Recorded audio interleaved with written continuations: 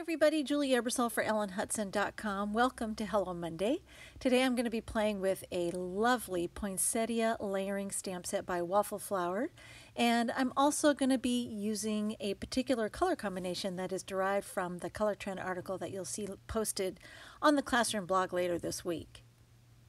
As you can see, I've pulled 4 colors from the Altenew ink cubes, and these are Paper Bag, Rouge, Coral Berry, and Ocean Waves, and that's going to be primarily the colors that I'm working with.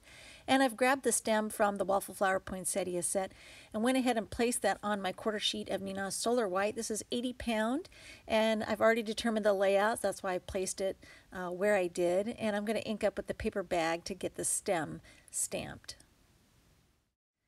Next up, I'm grabbing the leaves, and I'm just going to use the previously stamped image, which has the detail of the stem and the veins of the leaves, and I'm going to use that to guide me in lining up the leaves stamp. And I'm going to grab my lid and go ahead and close that, and then I know that's going to stamp exactly where I want it. And I'm inking up with the Ocean Waves color. I'm going to go ahead and impress that, and it's going to overlay perfectly right over the top of that. And I'm actually going to re-ink a second time because I wanted a deeper saturation of these colors. So I decided to go ahead and just re-ink and re-stamp again over the first impression. You don't have to do that, but I liked it, so I went ahead and did that. And now I've grabbed the flower petals and gone ahead and done the exact same thing. I've used the stem as a reference to figure out how that needs to be positioned. And then when I close the lid and ink up and stamp, I'm going to have my Rouge flowers stamped in place, and then I'm going to grab the detail that does the filler inside the poinsettia petals and go ahead and ink up with Coral Berry on that one. And then once I'm done, you'll see that I have this multicolor stamped image. All the pieces are layered together, and it's really ingenious how these images all layer together like this, and it looks awesome. And it's pretty easy, especially if you're using something like the Misty, to get everything stamped in place. So now I'm going to grab a part of the sentiments. This one says "To You," inked up with Coral Berry again, and I'm going to impress that. And again, I stamped it twice.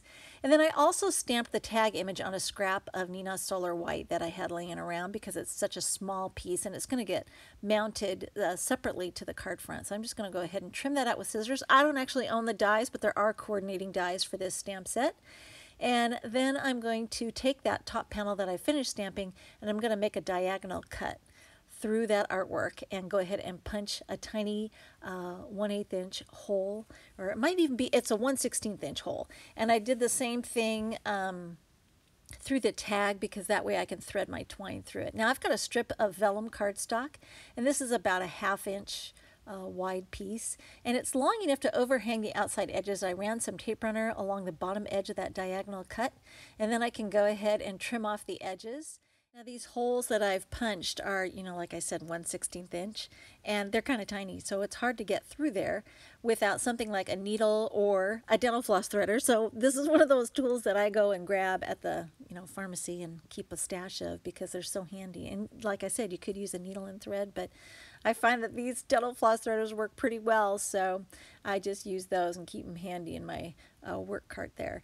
And now I'm going to go ahead and tie that into a bow and get my tag secured. You could also staple the twine using the tiny attacher tool, which is something I've done often too.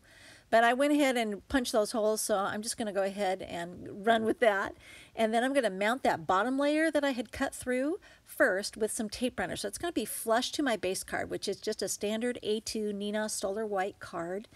And it's 80 pound weight. And then I'm going to take that top panel that I finished off, and I'm going to put some foam tape on the back, and I've rotated my card so I can mount it from the other direction to make sure that my top edge is going to be nice and even with the base card itself. And then I'm just going to go ahead and pull away those tape liners and then embellish the card front with some Platinum Stickles glitter glue. And I love the retro vibe this color scheme gives this poinsettia. It reminds me of vintage bark cloth, and I just love the effect and love the look of the stamp set and the colors used together. And here you can see a detail shot of what it looks like to have that vellum overhanging that bottom edge there, and you can see the impressions of the other images on the second layer down below, but it's kind of a really cool optical illusion. We've got more still shots available at the Classroom blog, and all the supplies are available at ellenhutson.com. Thanks for watching.